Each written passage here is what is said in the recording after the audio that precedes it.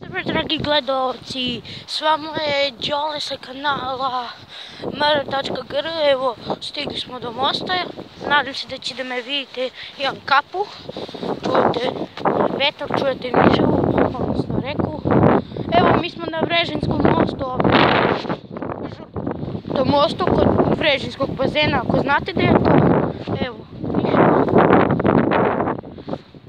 Sada idem sa tatom. Pošto on je peći.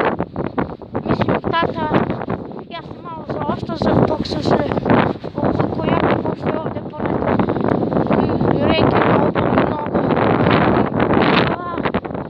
ima stabala i mnogo pa je tako, pa sam zaostao, tata je malo duže. Znači, izvinite što gledam u zemlju, okolo Beden, odnosno da, Beden. Vlog snimamo, neki mini vlog, kažem. Očekujte video, znači sad. I sad ću snimiti još jedan video i popodne ću snimiti još jedan. Ili dva, ne znam. I vidjet ću. Evo, sada sam se približio tom mestu gdje peći prijatelji od mog tate. Znači, evo i to mesto.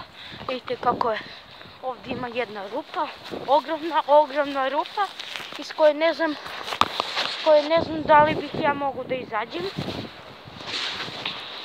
I evo ih prijatelji mog tate Pećiju. Evo i Nišava.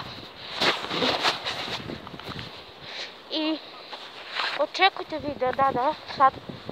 Očekujte video. Znači sad. Još jedan ili dva i popodne, znači jedan ili dva.